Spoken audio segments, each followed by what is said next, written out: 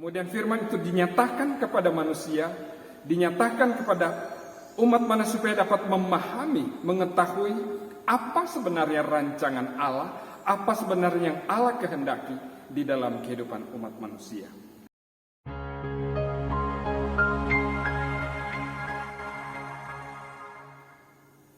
Sola Gracia, jumpa lagi dengan saya Pendeta Audi Ngantung di dalam acara Gema Injil Anugerah.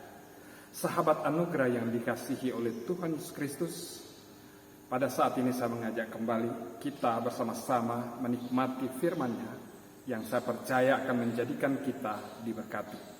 Sebelum kita membaca Alkitab, merenungkan firman Tuhan, mari kita memohon tuntunan Tuhan. Kita berdoa.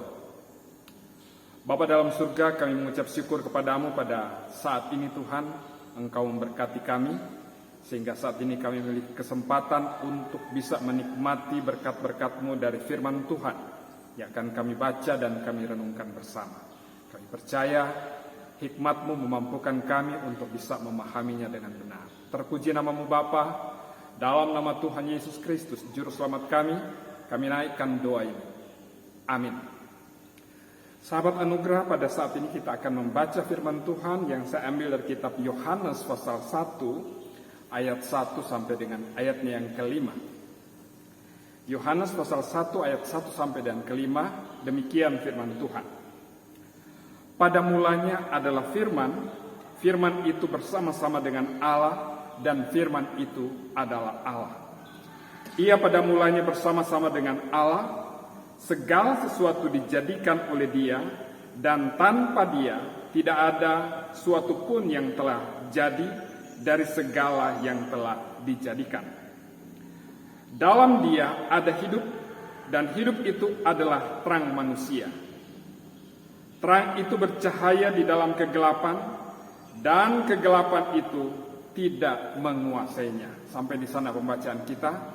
Sahabat anugerah, di dalam pembacaan kita di sini kita menemukan bagaimana Rasul Yohanes mendapatkan wahyu dari Tuhan, kemudian menuliskan bagian ini yang menunjukkan bagaimana pemahamannya, keyakinannya terhadap Allah yang dia fahami, yang pada saat mendapatkan kebenaran firman Tuhan ini terjadi sekitar tahun 80 sampai dengan 95 sesudah Masehi. Pada abad pertama kita menemukan bagaimana kebenaran firman Tuhan memberikan petunjuk. Pada mulanya disebutkan adalah firman.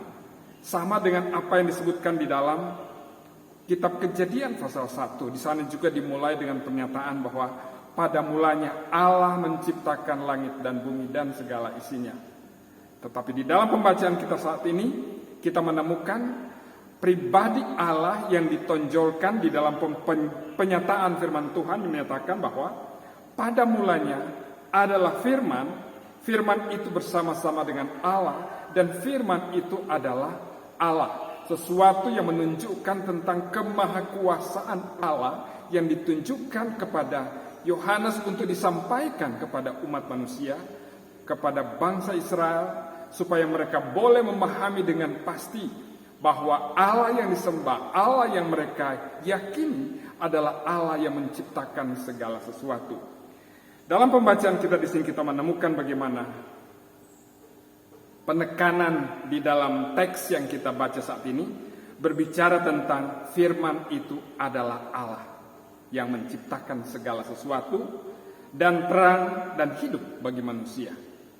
Jadi firman itu adalah Allah yang menciptakan segala sesuatu, adalah terang dan adalah hidup bagi umat manusia, yang memberikan kehidupan kepada umat manusia. Jadi dengan demikian kita bisa menyadari bahwa penyataan firman Tuhan mengajarkan supaya kita memahami, menyembah Allah dengan benar adalah Allah yang pencipta, Allah sumber kehidupan, Allah yang memberikan terang di dalam kehidupan umat manusia.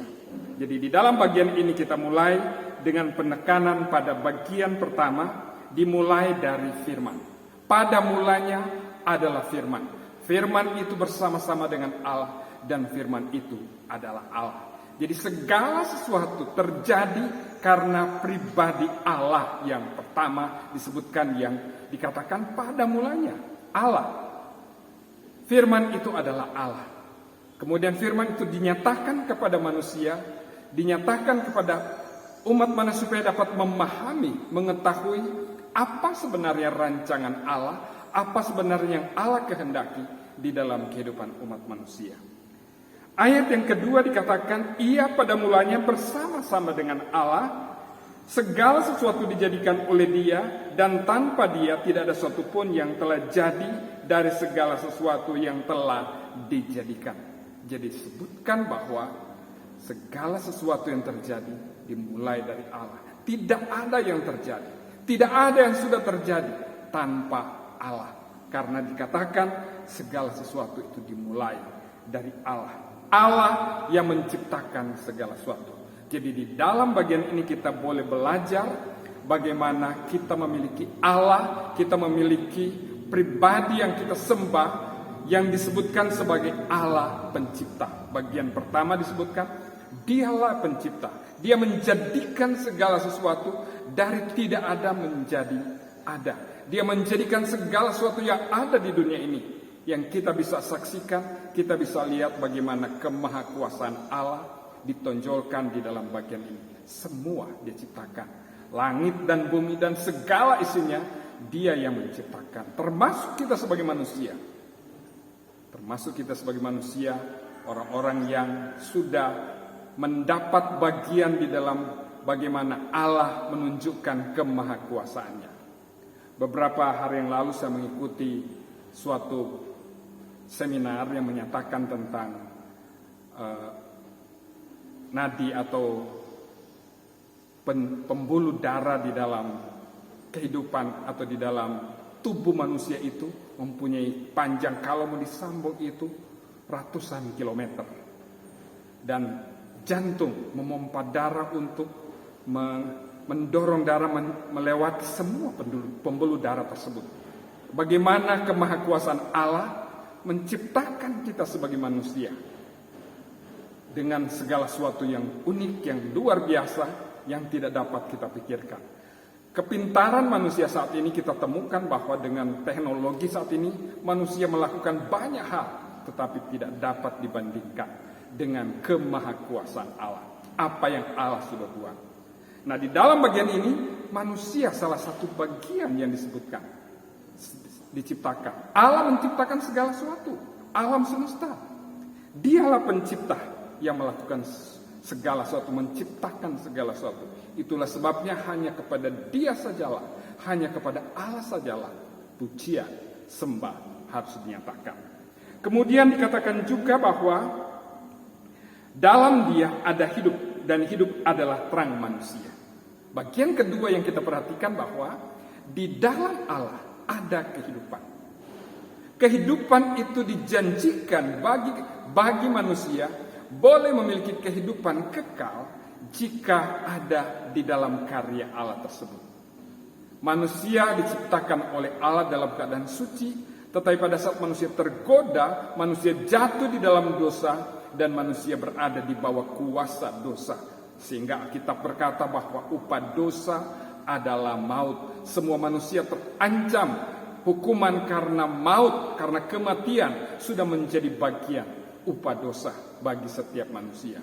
Tetapi Allah yang sudah menciptakan kita menyatakan kasih-Nya, memberikan jalan keluar untuk bisa mengatasi persoalan tersebut. Dia datang ke dalam dunia. Dia mau berkorban bagi umat manusia, sehingga setiap orang yang mau percaya kepada karyanya tersebut, dia sudah mati, dia sudah dikuburkan, dia sudah dibangkitkan pada hari yang ketiga, mengalahkan maut tersebut, sehingga setiap kita yang percaya kepadanya boleh memiliki kehidupan tersebut. Itulah sebabnya dikatakan di dalam Dia ada hidup. Kehidupan itu hanya bersumber dari Allah. Kita boleh hidup sekian puluh tahun, mungkin bisa lebih dari 100 tahun. Tetapi sudah jarang kita menemukan manusia pada zaman sekarang ini yang melebihi 100 tahun umurnya. Kita mendapatkan umur 90 tahun, wah luar biasa. Tetapi suatu saat akan meninggal, akan mati. akan berakhir.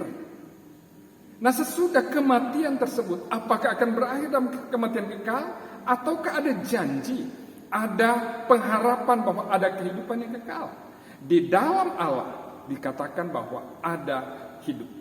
Kehidupan yang kekal hanya terjadi di dalam Allah. Itulah sebabnya di dalam Yohanes pasal 3 ayat 16 dikatakan, karena begitu besar kasih Allah akan dunia ini, sehingga ia telah mengaruniakan anaknya yang tunggal, supaya setiap orang yang percaya kepadanya tidak binasa, melainkan beroleh hidup yang kekal. Memiliki hidup kekal adalah percaya kepada Tuhan Yesus. Karena dikatakan, di dalam Dia ada kehidupan. Kemudian selanjutnya disebutkan juga, di dalam Dia ada terang manusia. Kita dihadapkan pada gelap dan terang, siang dan malam, simbol yang kita bisa temukan pada kehidupan kita keseharian. Tetapi jika kita berada di dalam terang, maka kita dapat melangkah, kita dapat berjalan dengan baik, dengan tidak terantuk pada batu atau pada lubang, kita masuk ke dalam jurang dan sebagainya, karena kita lihat dengan jelas kemana kita harus melangkahkan kaki kita. Tetapi kalau kita berada di dalam kegelapan, kita tidak tahu apa yang akan terjadi di depan kita, karena kita tidak lihat. Firman Tuhan berkata, di dalam Kristus ada terang. Jadi terang itu hanya ada di dalam Kristus, karena Dia berkata, akulah terang dunia ini. Dialah yang menjadikan terang, Dialah yang memberikan terang bagi kehidupan setiap umat manusia, sehingga setiap orang yang mau hidup di dalam Dia dapat berjalan pada jalan yang benar. Dia dapat berjalan melangkahkan kakinya untuk melakukan segala sesuatu di dalam kebenaran, sehingga apa yang dia buat boleh dia pertanggungjawabkan, boleh berhasil, boleh mendatangkan sesuatu yang luar biasa bagi kehidupannya, karena dia dapat lakukan itu dengan baik, berada di dalam terang tersebut. Nah, itu yang dijanjikan oleh Tuhan. Di dalam Dia ada terang, kegelapan karena dosa sudah dikalahkan oleh Kristus. Siapa yang ada di dalam Kristus, dia sudah pindahkan dari maut, dari kegelapan ke dalam terang, yaitu tubuh Kristus. Itu yang menjadi definisi dari gereja secara sederhana. Orang-orang yang percaya dari kegelapan dipindahkan ke dalam terang Yesus Kristus, supaya memiliki kehidupan yang terang, kehidupan yang benar di dalam Tuhan. Ayat yang kelima, terang itu bercahaya di dalam kegelapan, dan kegelapan itu tidak menguasainya. Jadi bagaimana terang itu berkuasa di dalam kegelapan? Sebagai anak-anak terang, sebagai orang-orang percaya, kita harus menunjukkan supremasi kita sebagai orang-orang yang terang, yang dapat menguasai, yang mengalahkan kegelapan. Mari kita tunjukkan kehidupan kita sebagai anak-anak terang, sebagai orang-orang yang percaya kepada Tuhan, yang mau hidup memuliakan Tuhan di dalam kehidupan yang bisa menjadikan nama Tuhan diagungkan, dimuliakan. Karena kita sebagai anak-anak terang diberikan kemampuan untuk bisa mengalahkan kegelapan tersebut. Kegelapan dosa, kegelapan dunia ini dapat dikalahkan dengan adanya terang dari kehidupan kita. Sebagai orang yang sudah percaya, sebagai orang yang sudah memiliki Yesus sebagai Tuhan, sebagai Juru Selamat, mari kita menjadi terang. Mari kita sudah memiliki hidup tersebut menjadi terang, karena kita punya Allah pencipta. Allah pencipta segala sesuatu, Allah yang Maha Kuasa. Dialah yang menjanjikan pemeliharaan kepada kita dari saat ini dan seterusnya. Kiranya kebenaran firman Tuhan ini menjadikan kita terberkati. Terpujilah nama Tuhan Yesus, kita berdoa. Bapa dalam surga, terima kasih kami boleh membaca Alkitab, boleh merenungkan firman-Mu, dan kiranya kebenaran firman Tuhan ini menjadikan kami semakin menjadi berkat bagi banyak orang. Kami boleh memiliki kehidupan yang kekal dan menjadi terang dimanapun kami berada. Dalam nama Tuhan Yesus kami berdoa. Amin.